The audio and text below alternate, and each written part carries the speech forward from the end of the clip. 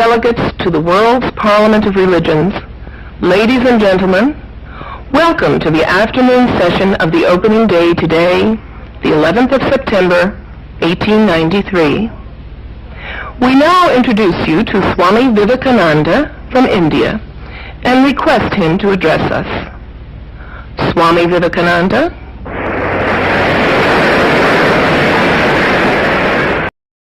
Sisters and brothers of America,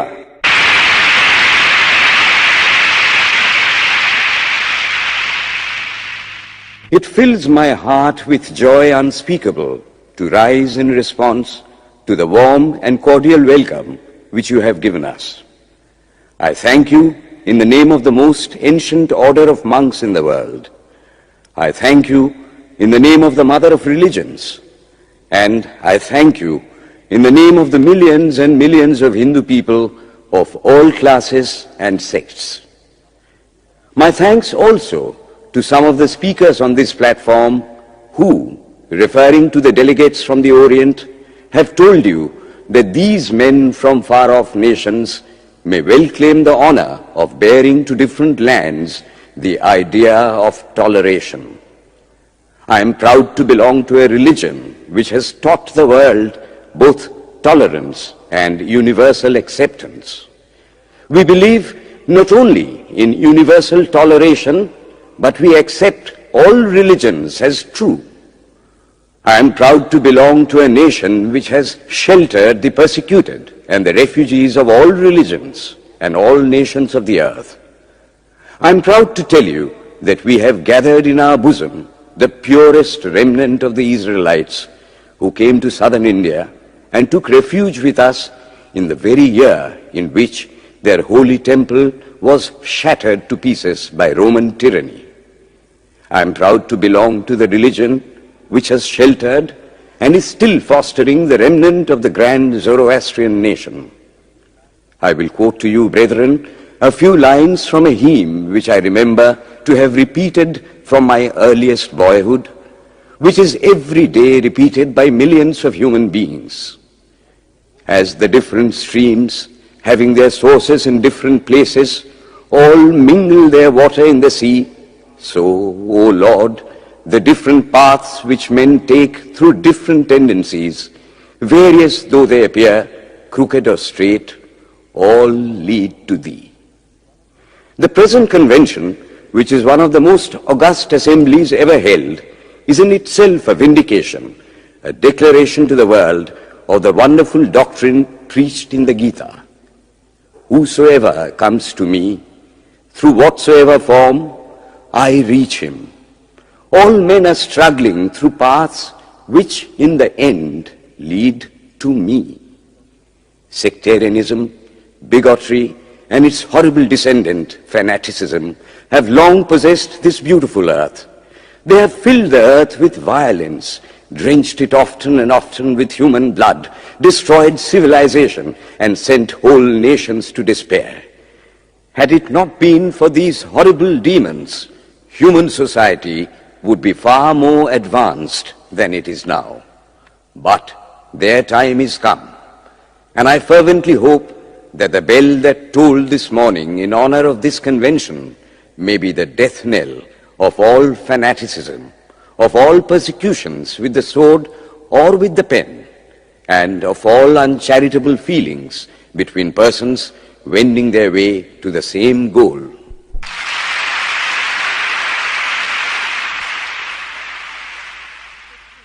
Ladies and gentlemen, on the agenda for today, the 15th of September, 1893, a galaxy of eminent speakers are scheduled to address us, and it gives us great pleasure to once again invite Swami Vivekananda to speak. His subject for today, Why We Disagree. I will tell you a little story. You have heard the eloquent speaker who has just finished say, "Let us cease from abusing each other," and he was very sorry that there should be always so much variance. But I think I should tell you a story which would illustrate the cause of this variance. A frog lived in a well. It had lived there for a long time. It was born there and brought up there, and yet was a little small frog. Of course, the evolutionists were not there then to tell us whether the frog lost its eyes or not, but for our story's sake, we must take it for granted that it had its eyes, and that it every day cleansed the water of all the worms and bacilli that lived in it with an energy that would do credit to our modern bacteriologists. In this way, it went on and became a little sleek and fat. Well, one day, another frog that lived in the sea came and fell into the well. "Where are you from?" "I am from the sea." "The sea? How big is that? Is it as big as my well?" And he took a leap from one side of the well to the other. "My friend," said the frog of the sea, "how do you compare the sea with your little well?" Then the frog took another leap and asked, "Is your sea so big?" "What nonsense you speak, to compare the sea with your well." "Well then," said the frog of the well, "nothing can be bigger than my well. There can be nothing bigger than this. This fellow is a liar, so turn him out." That has been the difficulty all the while. I am a Hindu. I am sitting in my own little well and thinking that the whole world is my little well. The Christian sits in his little well and thinks the whole world is his well. The Mohammedan sits in his little well and thinks that is the whole world. I have to thank you of America for the great attempt you are making to break down the barriers of this little world of ours, and hope that in the future the Lord will help you to accomplish your purpose.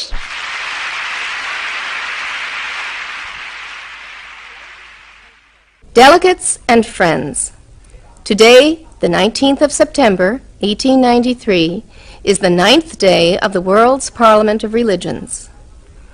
We have had the privilege of listening to many distinguished speakers from the world over address us on a variety of subjects. The time is at hand to now listen to the great monk from India, Swami Vivekananda, read his paper on Hinduism. Ladies and gentlemen, Swami Vivekananda. From the high spiritual flights of the Vedanta philosophy, of which the latest discoveries of science seem like echoes, to the low ideas of idolatry with its multifarious mythology, the agnosticism of the Buddhists and the atheism of the Jains, each and all have a place in the Hindu's religion. Where then, the question arises, where is the common center to which all these widely diverging radii converge? Where is the common basis upon which all these seemingly hopeless contradictions rest? And this is the question I shall attempt to answer. The Hindus have received their religion through revelation, the Vedas. They hold that the Vedas are without beginning and without end. It may sound ludicrous to this audience how a book can be without beginning or end. But by the Vedas, no books are meant.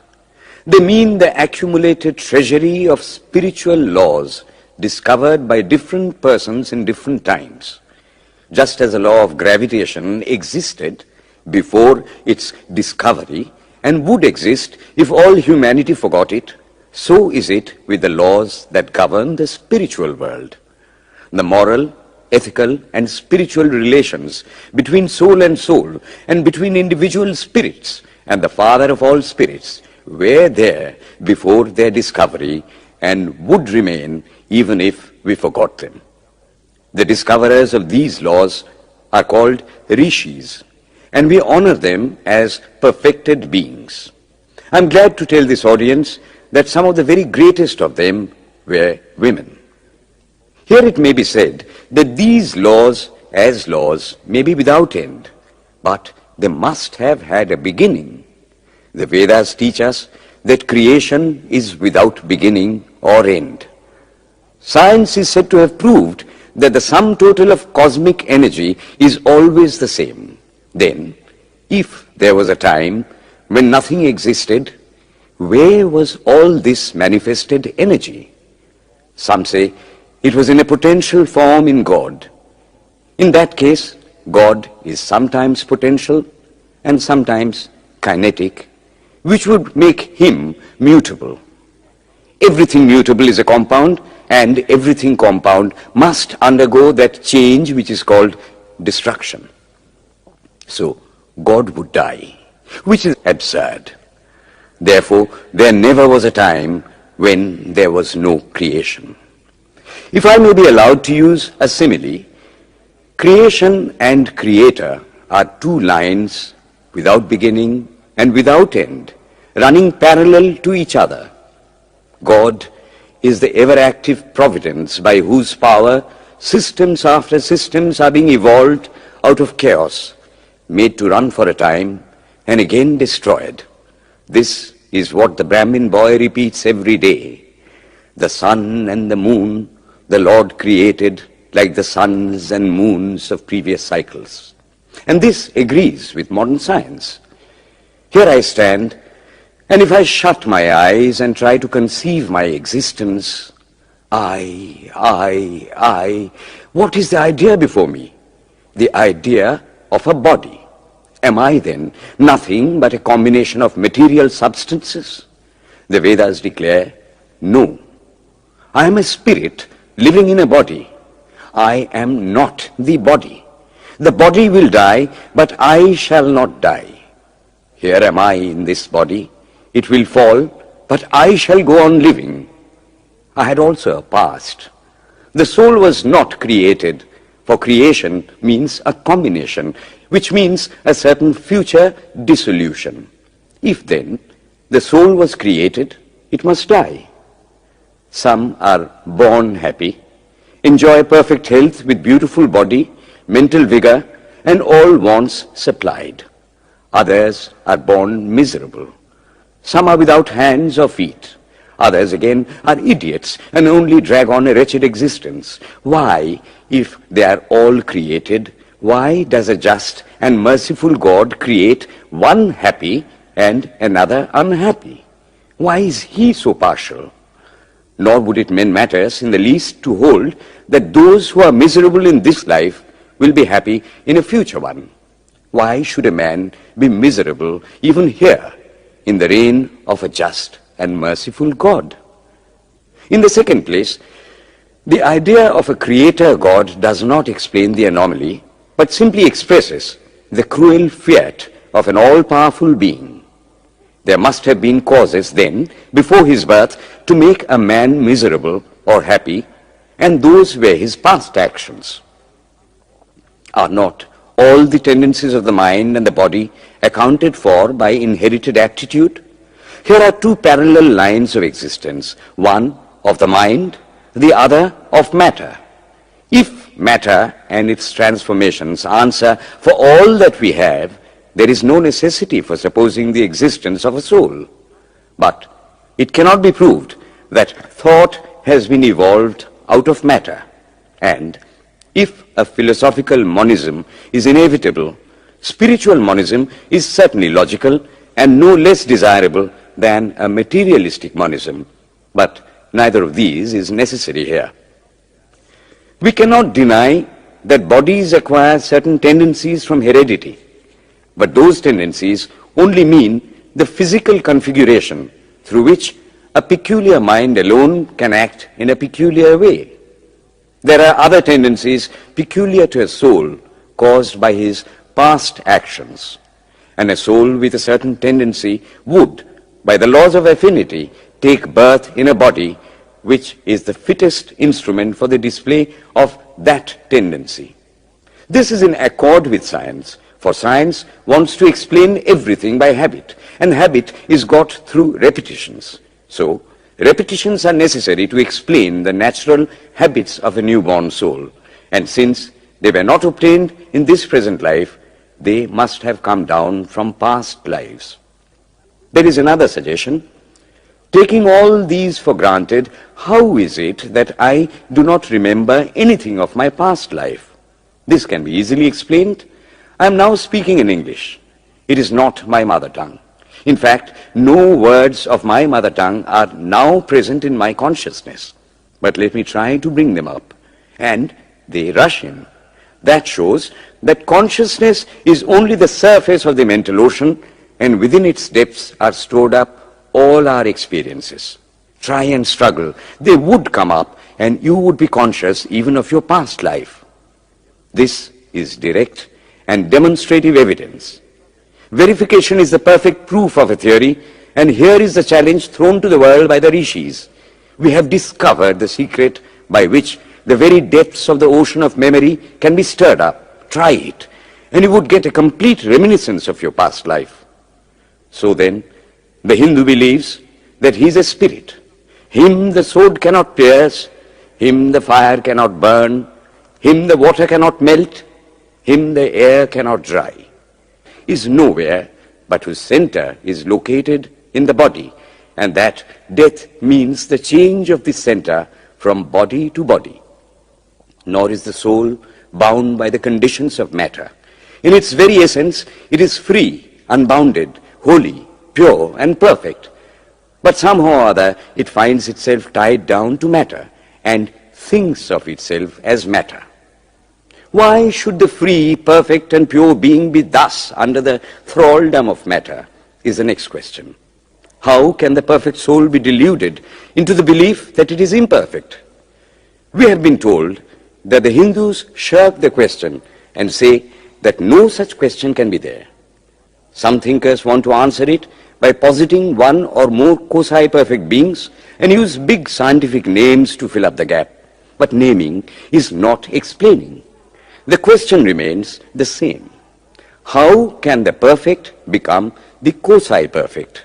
How can the pure, the absolute, change even a microscopic particle of its nature? But the Hindu is sincere. He does not want to take shelter under sophistry. He is brave enough to face the question in a manly fashion, and his answer is, I do not know.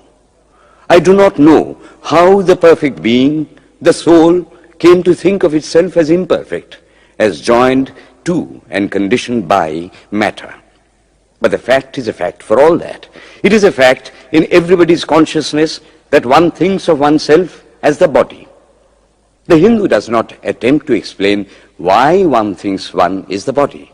The answer, that it is the will of God, is no explanation. This is nothing more than what the Hindu says, I do not know. Well then, the human soul is eternal and immortal, perfect and infinite, and death means only a change of center from one body to another. The present is determined by our past actions, and the future by the present. The soul will go on evolving up or reverting back from birth to birth and death to death. But here is another question.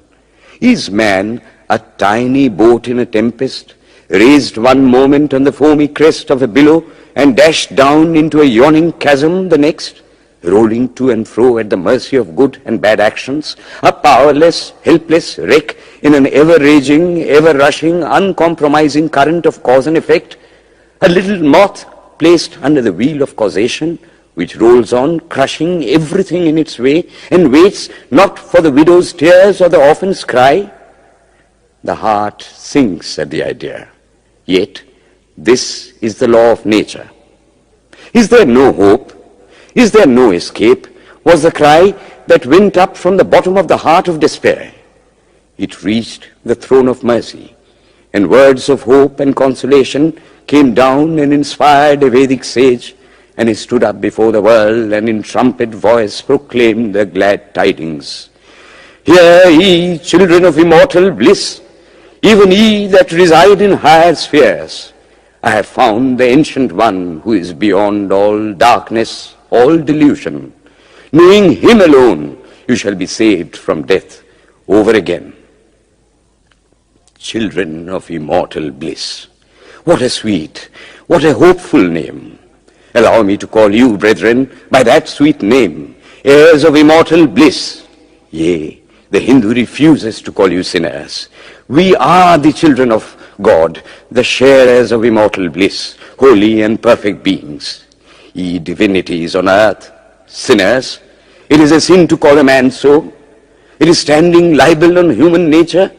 Come up, O lions, and shake off the delusion that you are sheep. You are souls immortal, spirits free, blessed and eternal. Ye are not matter, ye are not bodies. Matter is your servant, not you the servant of matter. Thus it is that the Vedas proclaim not a dreadful combination of unforgiving laws, not an endless prison of cause and effect, but that at the head of all these laws, in and through every particle of matter and force stands one, by whose command the wind blows, the fire burns, the clouds rain, and death stalks upon the earth. And what is his nature? He is everywhere, the pure and formless one, the Almighty and the All-Merciful. Thou art our Father, thou art our Mother, thou art our beloved friend, thou art the source of all strength. Give us strength. Thou art he that beareth the burdens of the universe. Help me bear the little burden of this life. Thus sang the rishis of the Vedas. And how to worship him? Through love. He is to be worshipped as the one beloved, dearer than everything in this and the next life. This is the doctrine of love declared in the Vedas, and let us see how it is fully developed and taught by Krishna, whom the Hindus believe to have been God incarnate on earth. He taught that a man ought to live in this world like a lotus leaf, which grows in water, but is never moistened by water. So a man ought to live in the world, his heart to God and his hands to work. It is good to love God for hope of reward in this or the next world, but it is better to love God for love's sake. And the prayer goes, Lord, I do not want wealth, nor children, nor learning. If it be thy will, I shall go from birth to birth. But grant me this, that I may love thee without the hope of reward. Love unselfishly for love's sake. One of the disciples of Krishna, the then Emperor of India, was driven from his kingdom by his enemies and had to take shelter with his queen in a forest in the Himalayas. And there, one day, the queen asked him how it was that he, the most virtuous of men, should suffer so much misery. Yudhishthira answered, Behold, my queen, the Himalayas. How grand and beautiful they are. I love them. They do not give me anything, but my nature is to love the grand, the beautiful. Therefore, I love them. Similarly, I love the Lord. He is the source of all beauty, of all sublimity. He is the only object to be loved. My nature is to love him, and therefore I love. I do not pray for anything. I do not ask for anything. Let him place me wherever he likes. I must love him for love's sake. I cannot trade in love. The Vedas teach that the soul is divine, only held in the bondage of matter. Perfection will be reached when this bond will burst, and the word they use for it is, therefore, mukti, freedom. Freedom from the bonds of imperfection, freedom from death and misery. And this bondage can only fall off through the mercy of God, and this mercy comes on the pure. So, purity is the condition of his mercy. How does that mercy act? He reveals himself to the pure heart. The pure and the stainless see God, yea, even in this life. Then and then only all the crookedness of the heart is made straight. Then all doubt ceases. He is no more the freak of a terrible law of causation. This is the very center, the very vital conception of Hinduism. The Hindu does not want to live upon words and theories. If there are existences beyond the ordinary sensuous existence, he wants to come face to face with them. If there is a soul in him which is not matter, if there is an all-merciful universal soul, he will go to him direct. He must see him, and that alone can destroy all doubts. So, the best proof a Hindu sage gives about the soul, about God, is, I have seen the soul, I have seen God. And that is the only condition of perfection. The Hindu religion does not consist in struggles and attempts to believe a certain doctrine or dogma, but in realizing, not in believing, but in being and becoming. Thus, the whole object of their system is by constant struggle to become perfect, to become divine, to reach God and see God. And this reaching God, seeing God, becoming perfect, even as the Father in heaven is perfect, constitutes the religion of the Hindus. And what becomes of a man when he attains perfection? He lives a life of bliss infinite. He enjoys infinite and perfect bliss, having obtained the only thing in which man ought to have pleasure, namely God, and enjoys the bliss with God. So far, all the Hindus are agreed. This is the common religion of all the sects of India. But then, perfection is absolute, and the absolute cannot be two or three. It cannot have any qualities. It cannot be an individual.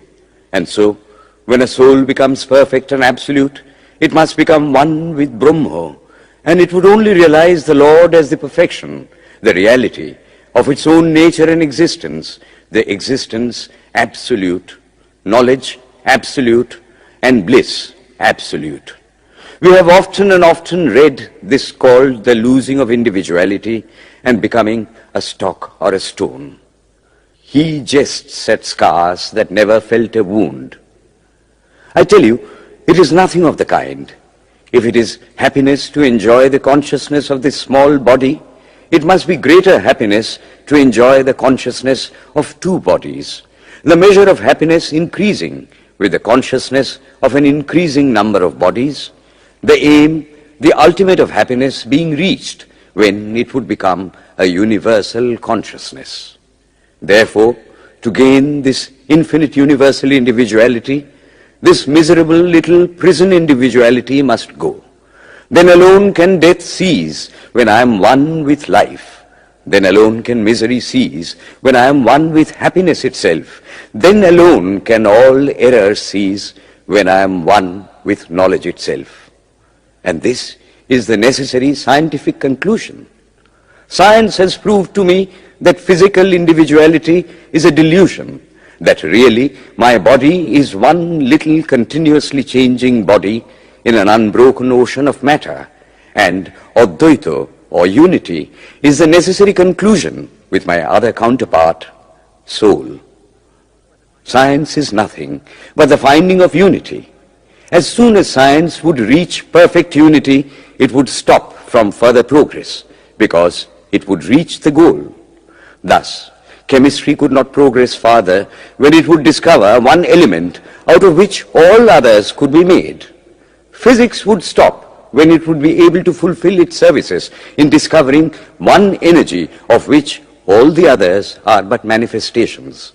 And the science of religion become perfect when it would discover Him who is the one life in a universe of death, Him who is the constant basis of an ever-changing world, one who is the only soul of which all souls are but delusive manifestations.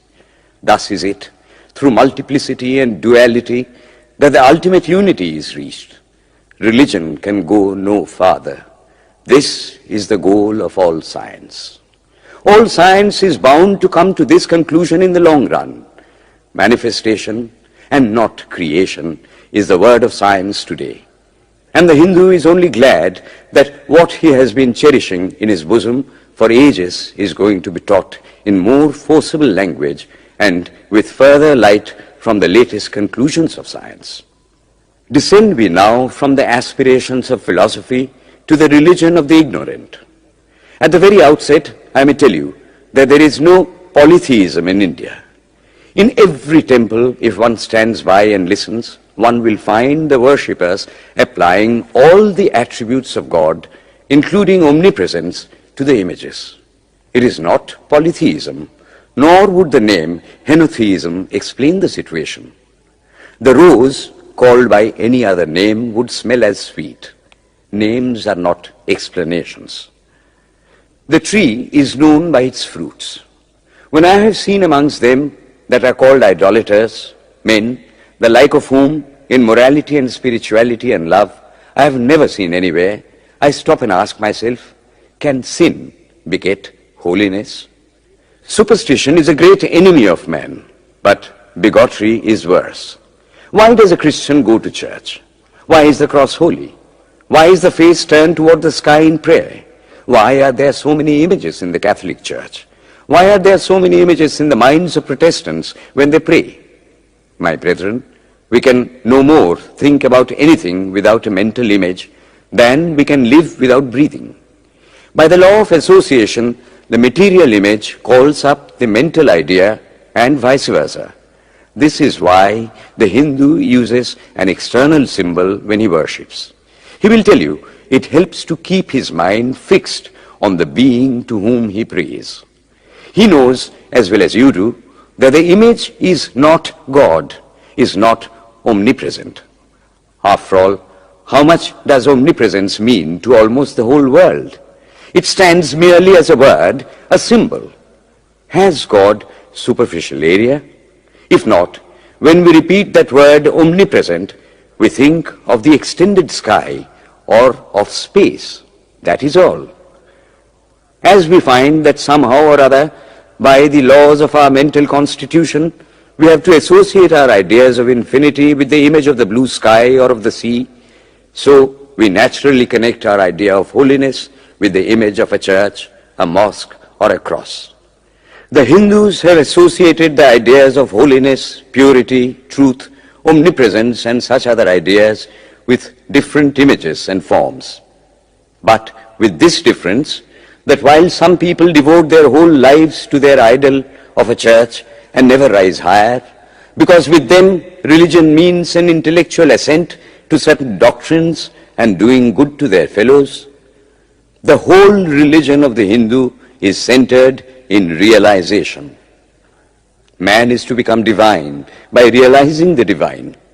Idols or temples or churches or books are only the supports, the helps of his spiritual childhood, but on and on he must progress. He must not stop anywhere. External worship, material worship, say the scriptures, is the lowest stage.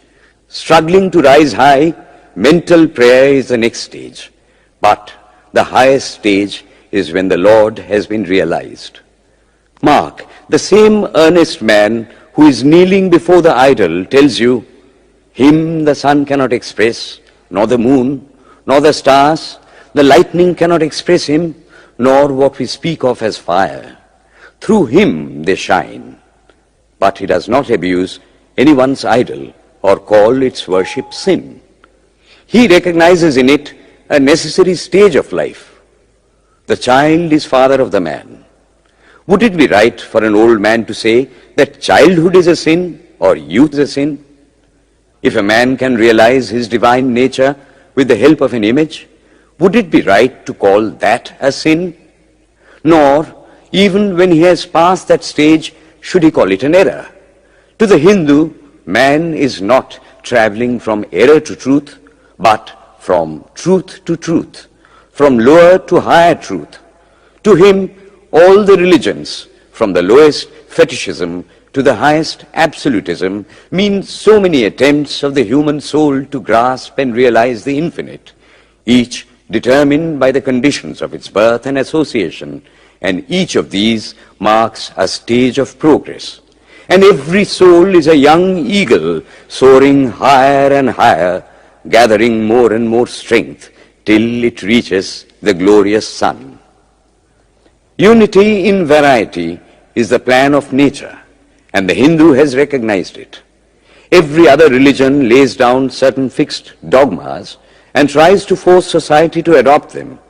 It places before society only one coat which must fit Jack and John and Henry all alike. If it does not fit John or Henry, he must go without a coat to cover his body. The Hindus have discovered that the absolute can only be realized or thought of or stated through the relative, and the images, crosses and crescents are simply so many symbols, so many pegs to hang spiritual ideas on. It is not that this help is necessary for everyone, but those that do not need it have no right to say that it is wrong, nor is it compulsory in Hinduism. One thing I must tell you, idolatry in India does not mean anything horrible. It is not the mother of harlots. On the other hand, it is the attempt of undeveloped minds to grasp high spiritual truths. The Hindus have their faults, they sometimes have their exceptions, but mark this, they are always for punishing their own bodies and never for cutting the throats of their neighbors. If the Hindu fanatic burns himself on the pyre, he never lights the fire of inquisition. And even this cannot be laid at the door of his religion any more than the burning of witches can be laid at the door of Christianity. To the Hindu, then, the whole world of religions is only a traveling, a coming up of different men and women through various conditions and circumstances to the same goal. Every religion is only evolving a God out of the material man, and the same God is the inspirer of all of them. Why then are there so many contradictions? They are only apparent, says the Hindu. The contradictions come from the same truth adapting itself to the varying circumstances of different natures. It is the same light coming through glasses of different colors, and these little variations are necessary for purposes of adaptation. But in the heart of everything, the same truth reigns. The Lord has declared to the Hindu in his incarnation as Krishna, I am in every religion as a thread through a string of pearls. Wherever thou seest extraordinary holiness and extraordinary power raising and purifying humanity, know thou that I am there. And what has been the result? I challenge the world to find throughout the whole system of Sanskrit philosophy any such expression as that the Hindu alone will be saved and not others. Says Vyasa, we find perfect men even beyond the pale of our caste and creed. One thing more, how then can the Hindu, whose whole fabric of thought centers in God, believe in Buddhism, which is agnostic, or in Jainism, which is atheistic? The Buddhists or the Jains do not depend upon God, but the whole force of their religion is directed to the great central truth in every religion, to evolve a God out of man. They have not seen the Father, but they have seen the Son, and he that hath seen the Son hath seen the Father also. This, brethren, is a short sketch of the religious ideas of the Hindus. The Hindu may have failed to carry out all his plans, but if there is ever to be a universal religion, it must be one which will have no location in place or time, which will be infinite like the God it will preach, and whose sun will shine upon the followers of Krishna and of Christ, on saints and sinners alike, which will not be Brahminic or Buddhistic, Christian or Mohammedan, but the sum total of all these, and still have infinite space for development, which in its Catholicity will embrace in infinite arms and find a place for every human being from the lowest groveling savage, not far removed from the brute, to the highest man towering by the virtues of his head and heart almost above humanity, making society stand in awe of him and doubt his human nature.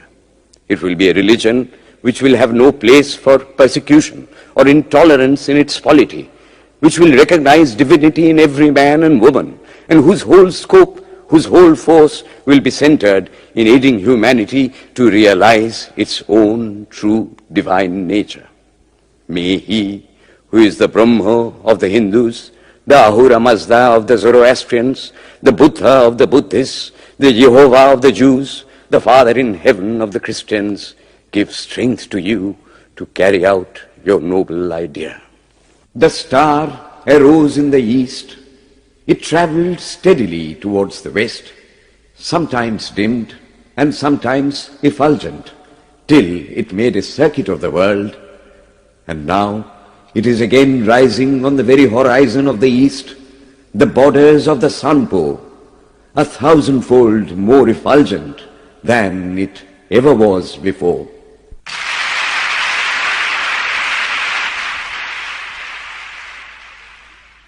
Today, the 26th of September, 1893, is the penultimate day of this Parliament of Religions at Chicago. We have listened to engrossing discourses on the religions and theologies of the participating countries in these past 2 weeks. In continuing the series, Swami Vivekananda will now speak on Buddhism, the fulfillment of Hinduism. The religion of the Hindus is divided into two parts, the ceremonial and the spiritual. The spiritual portion is specially studied by the monks. In that, there is no caste. A man from the highest caste and a man from the lowest may become a monk in India, and the two castes become equal.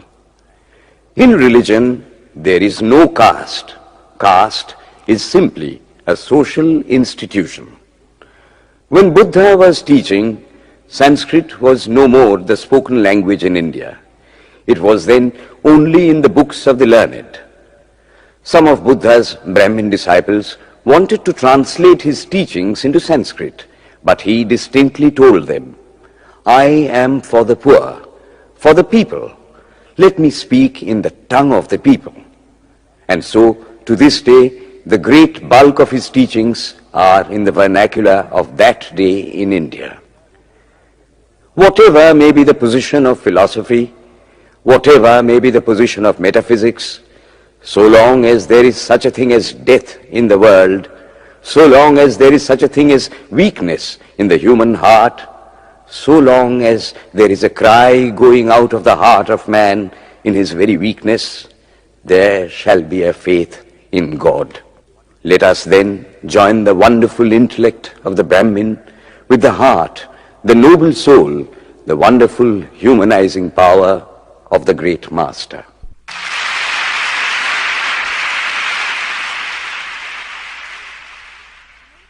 Ladies and gentlemen, in a short while from now, the World's Parliament of Religions at Chicago will come to a close.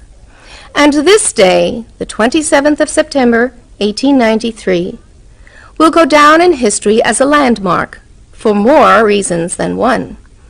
It is in the fitness of things that we now call upon Swami Vivekananda from India to address this final session. The world's Parliament of Religions has become an accomplished fact, and the merciful Father has helped those who labored to bring it into existence and crown with success their most unselfish labor. My thanks to those noble souls whose large hearts and love of truth first dreamt this wonderful dream and then realized it. My thanks to the shower of liberal sentiments that has overflowed this platform. My thanks to this enlightened audience for their uniform kindness to me and for their appreciation of every thought that tends to smooth the friction of religions. A few jarring notes were heard from time to time in this harmony. My special thanks to them, for they have, by their striking contrast, made the general harmony the sweeter. Much has been said of the common ground of religious unity. I am not going just now to venture my own theory, but if anyone here hopes that this unity will come by the triumph of any one of the religions and the destruction of the others, to him I say, brother, yours is an impossible hope. Do I wish that the Christian would become Hindu? God forbid. Do I wish that the Hindu or Buddhist would become Christian? God forbid. The seed is put in the ground, and earth and air and water are placed around it. Does the seed become the earth or the air or the water? No. It becomes a plant. It develops after the law of its own growth, assimilates the air, the earth, and the water, converts them into plant substance, and grows into a plant. Similar is the case with religion. The Christian is not to become a Hindu or a Buddhist, nor a Hindu or a Buddhist to become a Christian, but each must assimilate the spirit of the others and yet preserve his individuality and grow according to his own law of growth. If the Parliament of Religions has shown anything to the world, it is this. It has proved to the world that holiness, purity, and charity are not the exclusive possessions of any church in the world, and that every system has produced men and women of the most exalted character. In the face of this evidence, if anybody dreams of the exclusive survival of his own religion and the destruction of others, I pity him from the bottom of my heart and point out to him that upon the banner of every religion will soon be written, in spite of resistance, help and not fight, assimilation and not destruction, harmony and peace and not dissension.